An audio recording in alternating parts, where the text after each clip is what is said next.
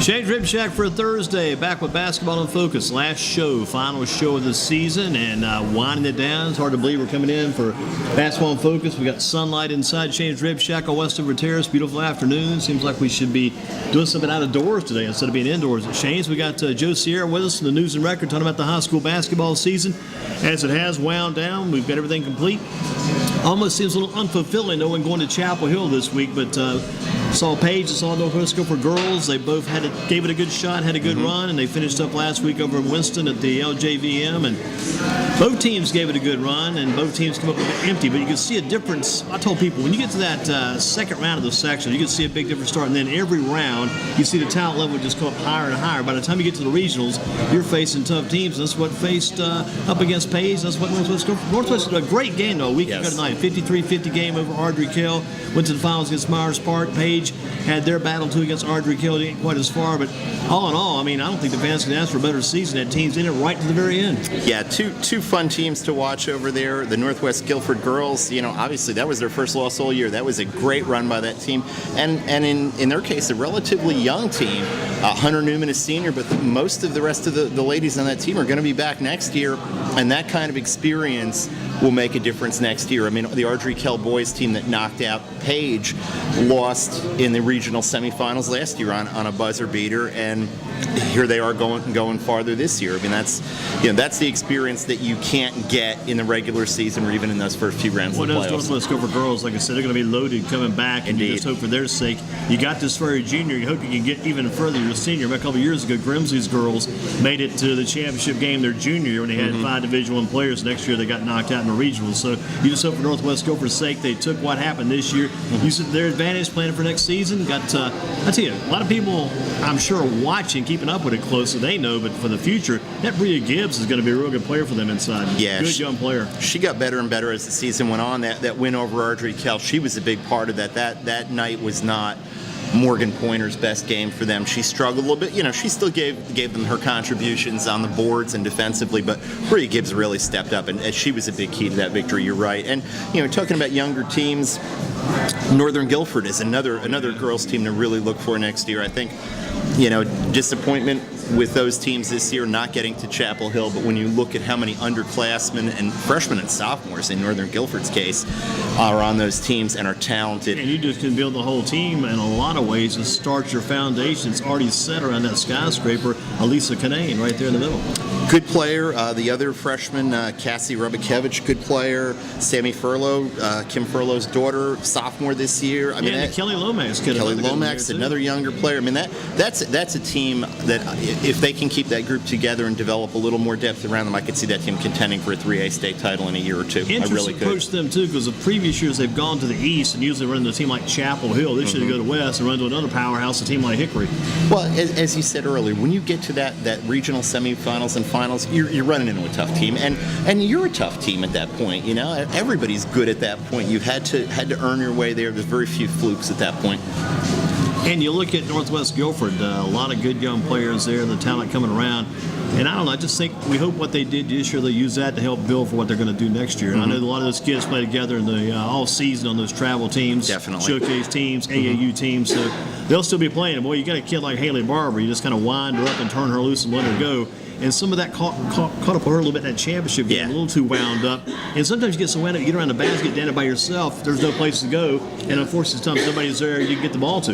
Yeah, there was definitely a little bit of that. And, part of what makes her a great player is that she wants that moment. She wants the ball in her hands, and there are times when that's a great thing, as it was for her against Ardrey Kell, and there are times when against Myers Park she maybe tried to do a little bit too much, but you can't fault the player for that. Not the effort, can't fault it. No. Interesting about her too is watching her basketball game and the photograph. I always like to watch the photographs of the News and Record and check some of the stuff online. So many times you see Haley Barber. A lot of players will go up and they'll get pretty good elevation just off the one leg. She likes to get both of her feet are sometimes about 5 feet off the floor. Yeah. Interested in seeing her elevation when she goes up because she puts the whole body into it and she really pushes off when she makes her move. Oh yeah, and when she goes up and she draws contact, it's very obvious to the officials, which helps her get to the line. She's a good free throw shooter. that's how she won that game with Audrey Kell, was the clutch free throws. 3 out of the last 4, exactly. Correct. You are correct, sir. She hit the 2 to put them up 2, and then the next time she hit 1, missed the second, and Audrey Kell was out of time. And she does a good job, too. I mentioned my cohort, Dennis White, just watching her play. Some players, they hit the floor, they don't know exactly how. It's like in the gymnastics, it's all about the landing, how they land. With her, she lands, hits knows how to slide. I mean, she's got everything down when it comes to her contact when she hits the floor. Like you say, she draws contact. When she goes to the basket, she gets beat up some, but I think she goes in looking for that contact. Yeah. And as you say, she's always in that position, so she's used to it. If it hasn't caught up with her by now, it probably won't. She knows how to play the game, how to draw the contact, how to be physical. And paid to have players like that, too. Jalen Seeger's not necessarily the same player as a Haley Barber type player, but Jalen Seeger's had an outstanding year. We watched him all year long, saw him develop the first part of the year, his rebounding, his scoring, his block shots, going for the loose balls, just his complete game. Yeah, I mean, one of the better offensive rebounders I've seen in a long time. He's not a big kid, strength-wise, upper body-wise. He's wiry, I guess is the way I describe him. And he has a knack for getting into those small spaces in traffic inside when the ball comes off the glass, and then in that tiny space elevating. A lot of guys can get in there, but then they can't get up. He can get in there and then with one step be up in the air and snatch that rebound. And there were a couple of tight games where his offensive rebounding was the difference in the game. He is very explosive too, like you say. One move into the basket, he goes hard. Yeah, I mean, I'll be interested to see what his college options end up being. It's as far as I know, he doesn't have any offers right now, but a lot of schools are looking at him, and he's certainly a kid who could play mid-major Division I basketball, no question in my mind. We're another name down to another school. Kid Aaron Simpson over at Smith had a very good year. He was so productive for them and gave them so much in his game. Yeah, he was one of my favorite players to watch this season. It seemed like the games that I was at that he was playing, he stepped up his game every night. I mean, every team that they played against, whether it be Dudley, Grimsley, Page, knew Aaron Simpson was going to have the ball for a lot of the possessions, and he still managed to do things. And another kid who I'm not quite sure why he's so under recruited, but 6'1", 6'2", 200 pounds, plays a little football. He's strong enough, can hit step back 3-pointers, can get to the hole and draw contact. He plays defense. He handles well. I don't know what colleges are looking for that they're not seeing in Aaron Simpson. Frankly, he was definitely one of my favorite players to watch, and a smart kid and a tough kid. Yeah, it came down from what I've heard. I haven't seen the final results yet. It came down to Aaron Simpson and Jalen Seegers, maybe Jalen Burnett for the Player of the Year in the Metro 4A Conference. Here in Romulus, Jalen Burnett won the award. Wasn't there for the voting. Just kind of wondered how the voting might have turned out. But definitely Aaron Simpson and Jalen Seegers, two kids who were worthy of that type of honor. Yeah, definitely. They both guys who played big in the big games, as you said earlier. And you look at the potential coaches of the year. It'd be hard not to put a good label on Matt Harder at Page. You could almost write a little mini feature about him, a little mini series about what all you mentioned it in the paper. It's been mentioned online. It's been mentioned in the basketball discussion circles about the fact he becomes a new coach and James Abel steps down after last year's season. Then you lose, before the season starts, Anthony Eves. Right when the season gets going, you lose Ty Graves. You lose Xavier Hill Mays first semester after all he went through. Kept the team together, and they won about a 17-1 run, about a 17-1 run as they headed into the playoffs. Matt Harder had a heck of a year. If I'm a first-year coach, I'd ask for a much better year than that after all you go through. Yeah, I mean, Matt did a fantastic job. There were times in the season when they were 3-4 when he and a lot of coaches could have lost that team, and credit to the players too. I mean, those kids really could have imploded on them at that point, and it didn't. They held it together, and he did a fantastic job. One of the things that he had going for him, and this is not in any way to belittle Matt's work or his achievements, is he's got one of the most experienced guys sitting next to him on the bench. His dad, John, who was at Ragsdale and Eden Moorhead, won state championships. The Mid-State 3A Players of the Year awards are named after John. And having that experience next to him was great. His dad never looked over his shoulder, but when he needed him, when he needed his dad, when he just had a question or he needed somebody to tap him on the shoulder and say, "Hey, what about a timeout here?" To have that voice of experience in your ear that you trust is a great thing, and and a good staff. Justin Scarborough did a nice job on that staff this year too. I mean, that was a good job guy who's been at it forever, and I think this was one of his better coaching jobs too. Freddie Johnson at Greensboro Day. I mean, super job, no doubt about it. I mean, when you're going up against all you hear about is Wesley, and that's the competition that he faces for Wesleyan. Yeah. Well, and there is a great deal of talent on that Wesleyan team, no question. You and I watched that game over that night when Wesleyan came over to Greensboro. It was a 52-54 overtime that game. Is we correct. were talking about that game and the type of game that Wesleyan played and the type of game Greensboro Day played. Greensboro Day played some smart basketball this year. Freddie's teams always do. I mean, they don't beat themselves. They execute the game plan that he gives them. Jeff Smith is a great assistant coach for him. Coordinates their defenses, and those kids are in that system for years. And I think that's one of the big advantages that they have over a program like Wesleyan. Harry Giles has obviously been there a few years, but some of the other kids there kind of come and go. And when you've got seniors like Greensboro Day had this year, and even juniors that have been in that program, that experience of being in the consistent system for a long time, nothing can replace that. What do we look at when we look at the women's coach of the year? Darlene Joyner is going to be a very strong candidate because they showed what they had during the season. The question marks, they haven't played anybody yet, but when they got in the sectionals, they had Alexander Central game, second half. That was some great defense in that game, super adjustment. She said she put that defense in before school that day, and it worked out in the second half. You look at another potential coach maybe from the women's side. I had him in here a few weeks ago. That'd be Coach Darrell Steele at Northeast Guilford. I was just impressed with the job he did this year, taking over that women's job. I think his first head coaching job, at least from the women's side of things. And I thought he brought that team back and headed them in the right direction. Plus, Darlene Joyner, hard to leave her behind there, too.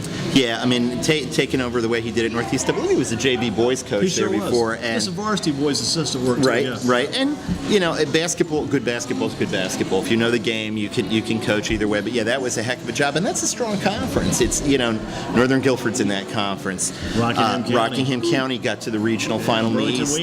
Williams is a strong team. Eastern Guilford's a good team. I mean, that's you do some damage in that conference, and you're doing a good coaching job. And he did, and they were a team that not a lot of people wanted to play in that conference by the end of the year. Be interesting to see what they have going forward. You just hope you can keep him in that position for a couple of years. That's what you like to see. Get the coach in, build that team from the bottom up, and keep building the team, keep them maintain, sustain, that type of thing. But Eastern Guilford definitely looking for a new coach there next year with Chris Britton. I was sorry to hear that, but I understand business interest there.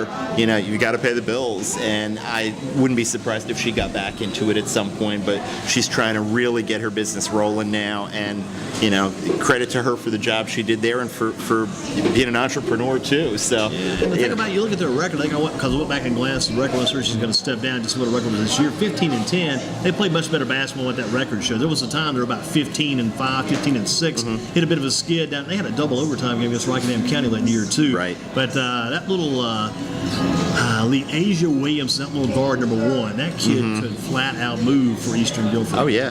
I mean, they kind of the girls' equivalent of Kason Williams over on the boys' side. Yeah, exactly. Very similar in terms of what they contribute to their teams. And Coach Joe Spinks has done a good job with that men's team too. Yeah, I mean, Kason Williams is a fun player to watch. And you were there that night, I guess. Maybe Mr. Monday. Well, he was there the night over. JP Monday. Oh yeah, he was there. Kason hit that shot, just a crazy shot. Yeah, and he's headed to VMI next year. Perfect fit. Sometimes you see kids go to a particular school and you think, how is that going to be a good fit?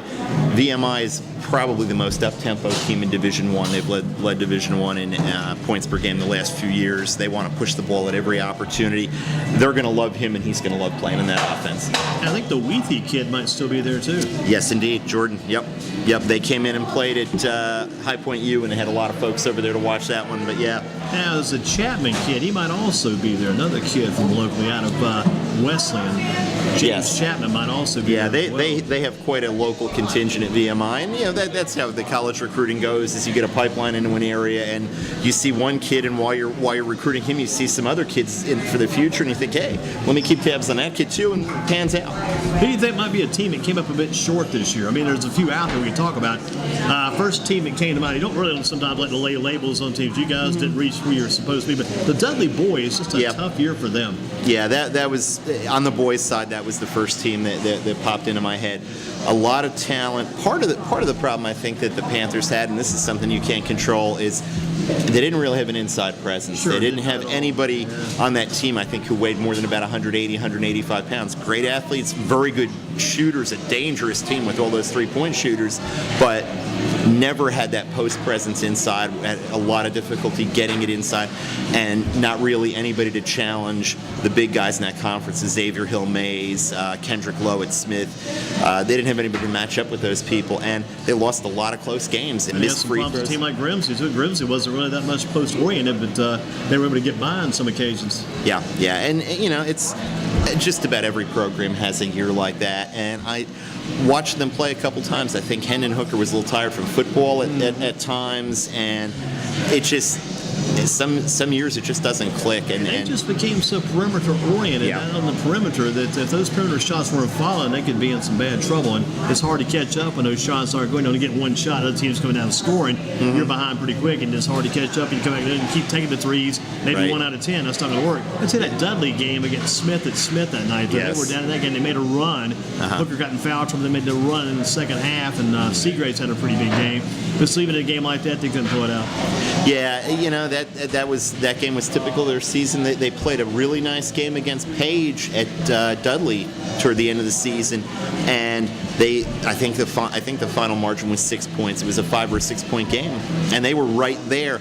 But at the end of the game, Page was able to get inside, get the ball to Hill Mays, get the ball to Seegers, get baskets and fouls, and Dudley was out there firing away from 3-point range, and as soon as the shots didn't fall, they were done.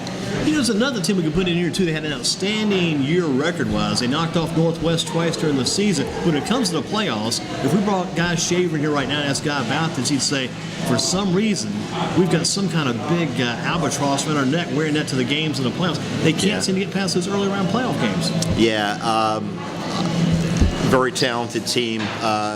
Cameron Langley, KJ Langley, Kamen Mitchell, and two of those are back. So they should have a pretty good team next year too. But they're another team that to me kind of plays one style, and that's great. You want to be committed to what you do well. But when the tempo got a little slower or things didn't go their way a few times, I saw their worst game of the season. I saw them at Page, you saw that Page game, and Page started subbing with about 2 minutes to go, ended up with 93 points, could have dropped 100 on them if they wanted to in a high school game. And that's the downside of playing up tempo the way that Southwest Guilford does, is that when you're having that bad night that happens to everybody once in a while, it snowballs downhill faster on you, and I think that happened to them a little bit, certainly in that game, and it happens to them a little bit in the playoffs. The playoff tempo tends to be a little bit slower, a little more like the difference between an NBA regular season game and a playoff game. It becomes a little more half-court oriented. The old key phrase, the margin of error is so tight in those playoff games, especially the close games. Let's get a big lead early. Yep, and tight. As you said earlier, you're not. Once you get to the playoffs, you're playing good teams. There are not a lot of buys. I mean, there's always somebody out there who's tough, and often teams that you haven't seen. The Dudley girls might be a team. On the women's side, who would like to go a little further. It seems like they definitely got the talent, but sometimes I hate my teams when we got a certain. We got Essence Abraham with some younger inside players, younger wing players. You say, well, if we just keep this team together, then you lose one. You got to come back next year, fill in some more parts. Never can seem to get that unit to go where you want them to as one big group. Yeah, Abraham was again another fun player to watch. She's just such a ball hawk. I mean, so much of their full court pressure is based on her either making a dribbler killer dribble and get into a trap where they've got to throw a long pass that one of her teammates picks off, or they get through her trap and then she lets them get a couple steps ahead and then comes in from behind and gets the strip. Page was leading them at halftime at Dudley and came out early in the second half, and they just ate them up on defense with that press, and it was almost all Essence coming in from behind with those quick hands stripping the ball. But as you say, there just weren't quite enough parts there this year. Kiara Harrison's a very good player and is going to be heavily recruited next year when she's a senior, but they just didn't quite seem to have enough pieces. And another team that always seems to run into somebody in the East that's a tough team. Yeah, because they lost to him to Hillside to knock him out, right? And I'd read about Hillside. I think Coach McNeil's team faced Hillside earlier during the season, lost by 20, and that was still a stage of the year where a few players weren't with him yet that he needed. So they were absent a few when they played Hillside. So you played them the second time at home, too. You're thinking, well, maybe we'll get these guys this time around. But Hillside, definitely a real deal. Real Yeah, deal team. and they got them to overtime. I mean, they could have pulled that game out. That's overtime games in the playoffs. You look at that, or tight games like that. You look at that Page Lake Norman boys game last year. That could have gone either way. I mean, Page makes that great comeback, and the kid chucks in a three who barely even plays. Things like that happen in the playoffs.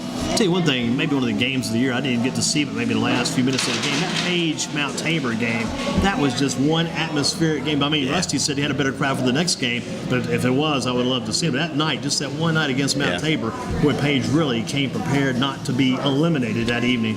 Yeah, Mount Tabor came in with a great game plan. Andy Muse is the coach there, and he was ready to go, and they spread the floor on them, and were able to pull Page out of that 2-3 zone that they like to play, and they just do such a good job, Mount Tabor, of utilizing their guards and getting those backdoor cuts and those little duck-in moves where they've got one guy lurking on the baseline all the time, and he'll be out of bounds under the basket, and when the play starts, he'll get in bounds and just duck in there, and they get layups. They're just a well-coached team, but Page had enough to get past them, and those are the tests. If you're going to make a run, you're going to have one of those testing games, and that one certainly was. You mentioned inbound plays. It makes me think, because first to memory comes back as that Northwest Guilford play from Barber to Pointer. They did so well with that up to that last game. By the last game, people had figured it out, but boy, that play worked for them to the maximum, that's for sure. 4 times in the Ardrey Kell game. I mean, and I was sitting right in front of the Ardrey Kell coach, and the second time that they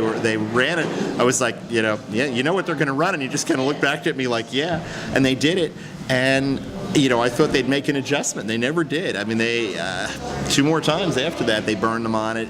That's good coaching. You talked about Freddie Johnson earlier. How many times his team's coming out of a timeout or off of an inbounds play on the baseline, get an easy basket just on that coaching, on that game prep.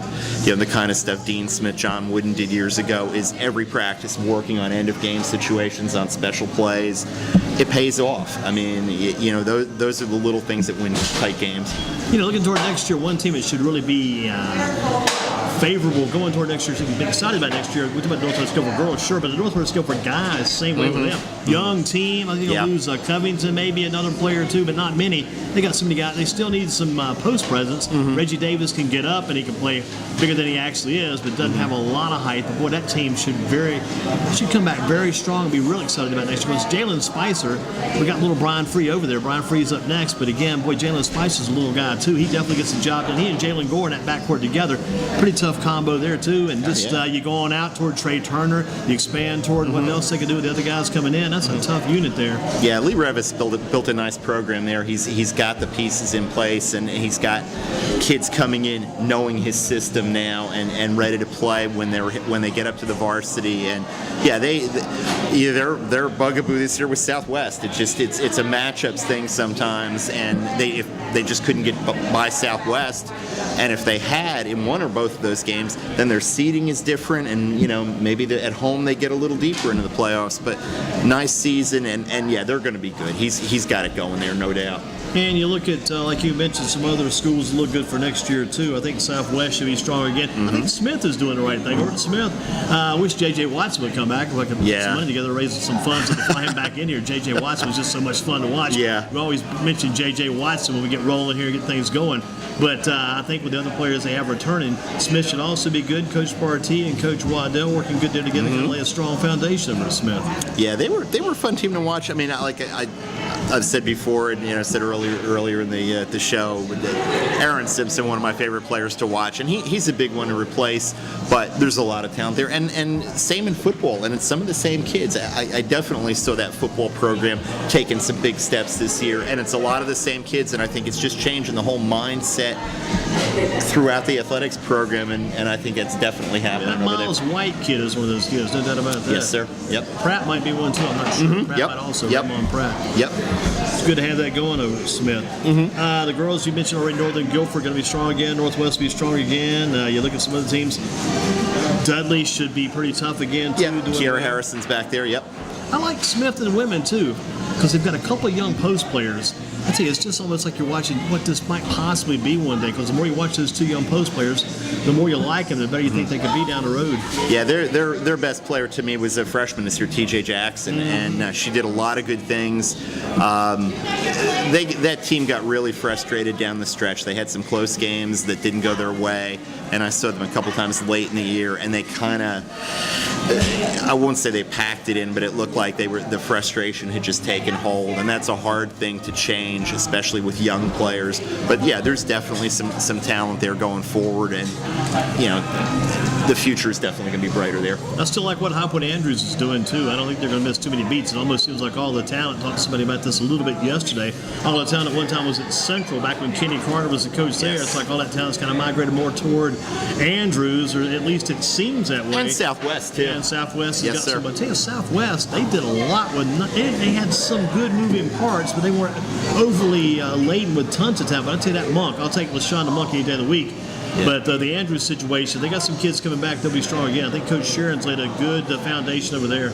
Yeah, I mean, with all of the talent they lost from that 2A state championship team last year, you had every reason to expect that they're going to be a little bit down this year, and that wasn't the case. And one player, Jaslyn Taylor, was a key player last year as a sophomore, very good again this year as a junior. She was the leader of that team. Destiny Timberlake was another player who was a veteran from that team. And again, as you say, John Sheeran's got a program going now where he's just replacing parts. He's not having to rebuild, and that's the mark of a good program. Page should be okay too. They've got the Hurd sisters on the way up, the two freshmen. You got the Cargo sisters who can both score well, and the one that sings the anthem. I think I would almost go and get a musical contract lined up with Campbell Cargo. Best anthem I've heard this year. We were talking about that over at the regional, and she'll have her shooting shirt on before the game, hit the anthem, nail that, and then go out and play some basketball and play it well. A fun player to watch.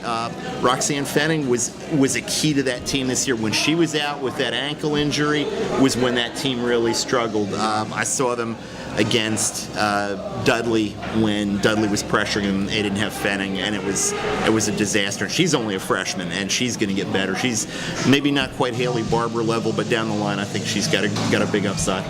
Don, I want you to make sure we get a little Brian Free his meal card. I saw Brian headed toward the line. Make sure Brian's got his meal card.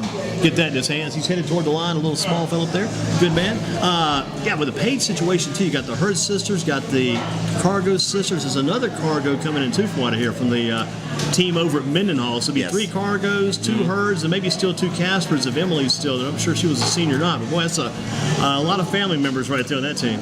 Yeah, and I know that there were a couple of players who were on that in that St. Pius program who were headed to Page, who are younger sisters of current Page players. So, there's some talent there. Debbie Jones, obviously good coach, knows what she's doing this year. I think if Roxanne Fenning doesn't miss those games that she missed, you could probably give them 3 or 4 more wins. And again, they're not having to go on the road in the playoffs, and that can make a big difference for them. You're right about Femi. When she went out, it was just a different story for her. It was like point guard by committee, but nobody really could ever take over and run that spot. Yeah, and it was forcing Bailey Cargo to handle the ball even more, and they weren't able to run her off screens, get her open that way because she was becoming a primary ball handler, and she handled it okay, but tough situation for them. I'll tell you about Bailey Cargo. I laid praise on Campbell because of the anthem. I like that part. The thing I like about Bailey's game the most, she scores well, but her defense, I was so impressed with her defense in so many games this year. Getting on the floor,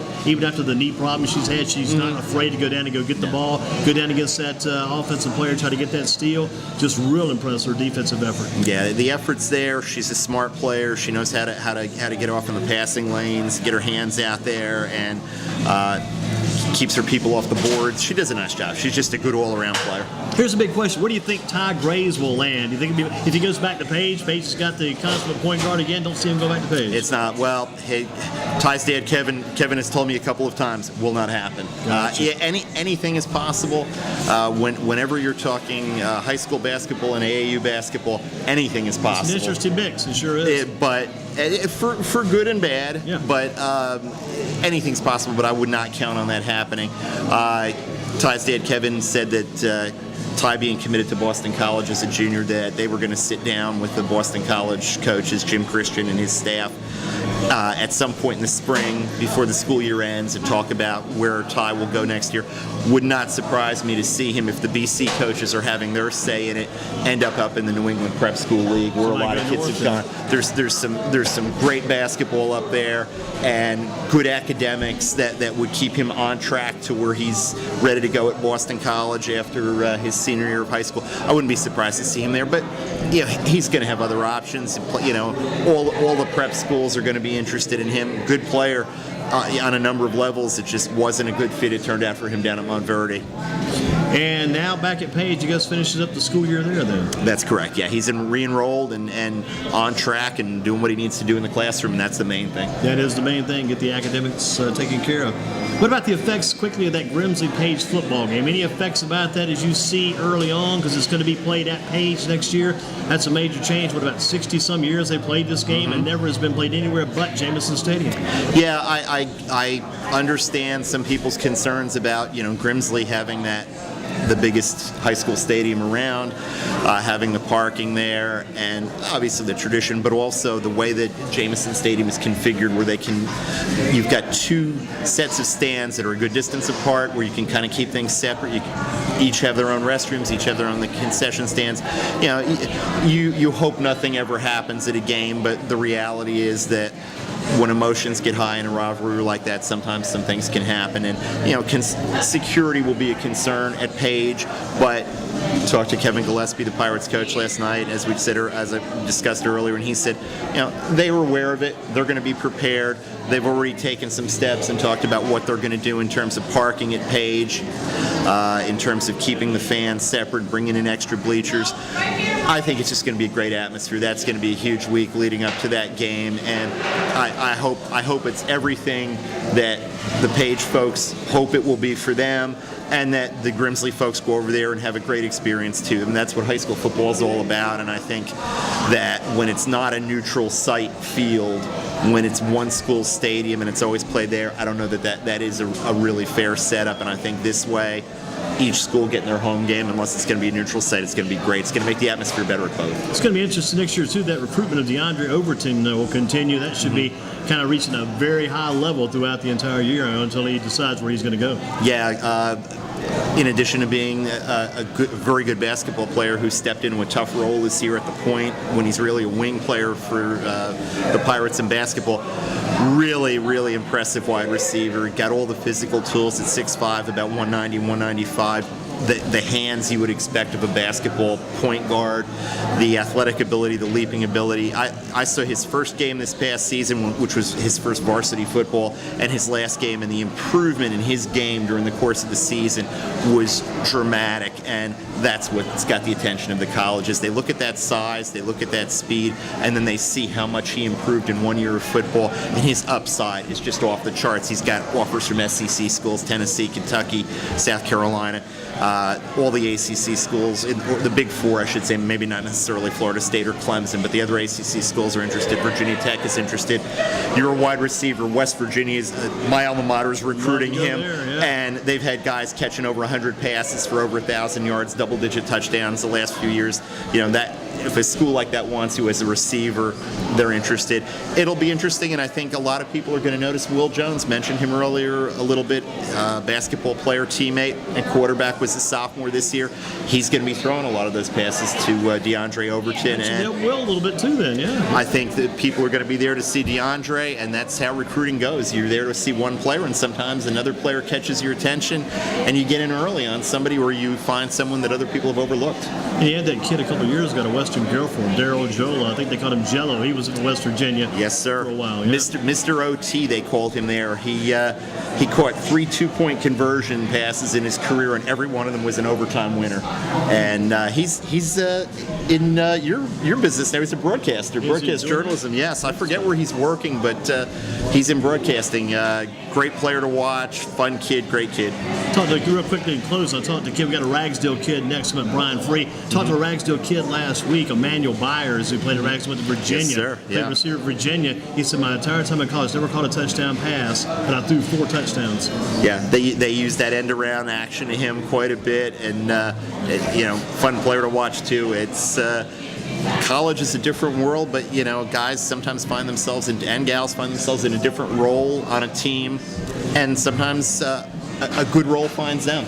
It's all about trying to be seen, and Joe, we've had a chance to bring you tonight. Thanks for being with us. Thanks for having me. Always a pleasure. Heading out to the ACC. Got some big games coming up for you over there tonight, then. Yeah, I'm looking at the Duke NC State game, which is obviously the marquee game, I would think, in addition to Carolina Louisville, and then the late game, Notre Dame against a Miami team that I saw outlast Virginia Tech last night, and looking ahead to 2 big semifinals tomorrow night. A lot of changes in the ACC tournament with the Saturday night championship game and the 2 finals or semifinals on Friday night. Yeah. It's going to be like a throwback tournament this year, going back to the days when they played the Friday night semifinals and the Saturday championship game. Very much so. Back to the future. You got it. Thank you, Joe. Thank you, Andy. Keep up the good work. Thank you. Appreciate it. News-record.com. Don't forget Joe Sierra and hsextra.com too. Now our high school site. Sorry. Click on those extra links here too. And we got ACCextra.com going this week, a special as well. Thanks again, Andy. Take care. You too.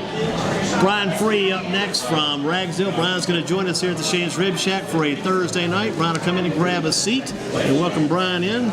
Brian, good to see you. Good to see you as well. Hope you're doing well. I'm doing well. How are you doing? Doing very good. Brian's my most intriguing player of the year. Not the biggest man. He might not be the small. He could be the smallest man. Just love watching this kid play. It's been a fun year for you? Yes, sir. Yes, sir. What was some of the fun things that happened this year for Ragsdale basketball? One of the funnest things that has happened this year have been the Greensboro Coliseum tournament, the HACO.